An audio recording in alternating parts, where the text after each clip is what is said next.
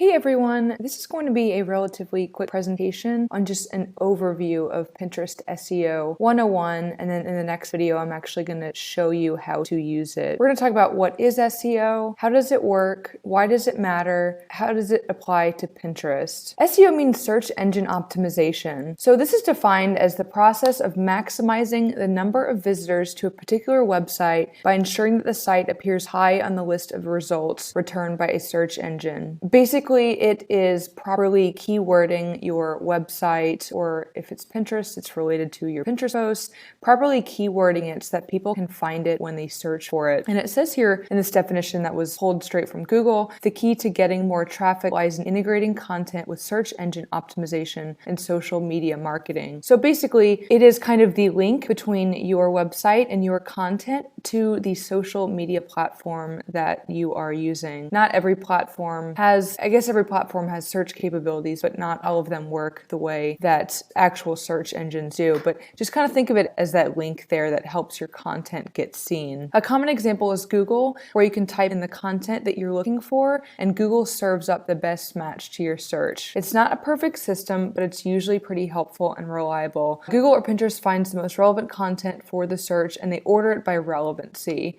There are a lot of common search terms that are searched by millions of people every month. So the content creator that has the first spot for a search term gets tons of free traffic every month. Good SEO is the hidden gem behind consistent traffic to your blog and your website. You can't rely on virality or temporary social media posts to drive consistent and continuous website traffic. Basically, a good example is viral cat videos on Facebook. These videos are shared a lot and they bring temporary virality and traffic to your content, but it isn't lasting. So when this stuff blows up on Facebook, it will bring you tons and tons and tons of traffic for about a day or two, and then all of a sudden it just dies, right? People move on to the next viral cat video, they move on to the next video that's in their feed that day, and they have completely forgotten about you. So it's kind of a one and done deal unless you promote on Facebook, and this is part of why we really just don't recommend Facebook much unless you plan on paying for ads. The bottom line is that Pinterest is a search engine, and this is where it differs from Facebook and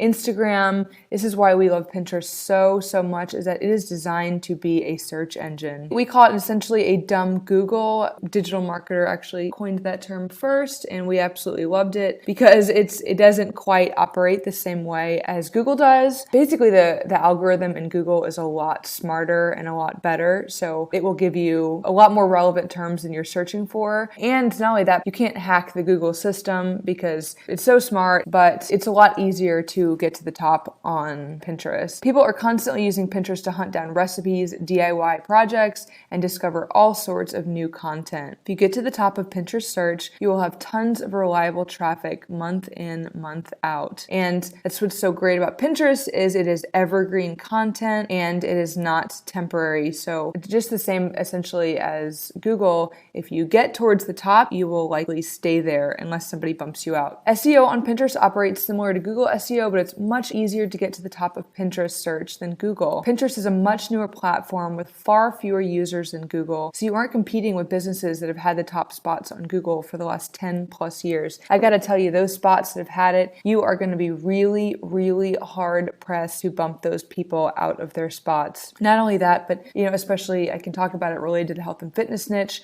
We haven't bothered with Google SEO pretty much at all, simply because it's not worth our time. These people that are at the top, they've been at the top for many years. They have hundreds of articles that are all properly keyworded for SEO. They have teams of people that comb through their website to constantly improve it for SEO, to make sure that they're at the top. We know this because we have hired a team to do this for our health and fitness website briefly before we realized that it was really a losing game and our time and our money was better spent elsewhere. I'm not going to completely discourage you from doing it, but you are playing a very long game and it's going to be very difficult and very expensive to try to elbow those people out of the way. But it does also depend on your niche. Keep that in mind. Weight loss is one of the most highly searched, one of the top things searched in the world. So it's nearly impossible to get up there because there are so many people that are in that niche. But if you have kind of a random, maybe upcoming niche, or let's say a more narrow niche, not as broad as just kind of health and fitness or weight loss,